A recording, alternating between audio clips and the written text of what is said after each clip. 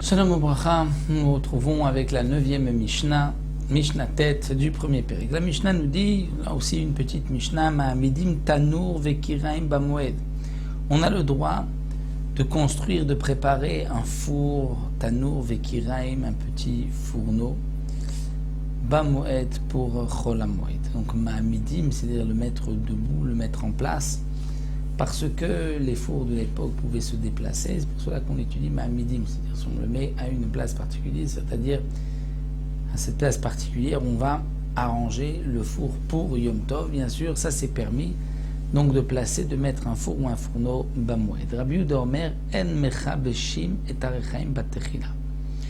Rabbi Yehuda dit, on n'a pas le droit de mechabeshim. Mechabeshim, c'est-à-dire d'arranger les deux pierres ou une pierre de la meule, puisqu'en général, les deux pierres, donc lorsqu'elles étaient une sur l'autre et on les faisait tourner, elles écrasaient la récolte, mais à condition que la pierre ne soit pas lisse. Lorsqu'elle était lisse, lorsqu'on l'avait utilisée pendant longtemps, elle devenait lisse et elle n'écrasait plus la récolte. À ce moment-là, il fallait un petit peu frapper sur la pierre avec un marteau, et ainsi on obtenait encore une fois une partie qui n'était pas lisse et qui pouvait écraser et moudre la récolte. Donc ça, nous dit Rabbi Yehuda, En mechabeshim, on n'a pas le droit, c'est une tira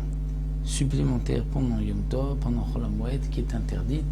Donc on ne pourra pas arranger la meule, même si on a besoin de moudre pour Chol HaMoed, c'est interdit d'arranger, de frapper avec un marteau pour ne pas la rendre lisse, pour ne pas la laisser lisse. Donc ça c'est interdit pendant Yom Tov, donc c'est pendant Chol HaMoed même. Donc nous avons une petite Mishnah et on se retrouvera Bezrat Hashem pour la dernière Mishnah du Pérec, la Mishnah Yud, la prochaine fois Bezrat Hashem.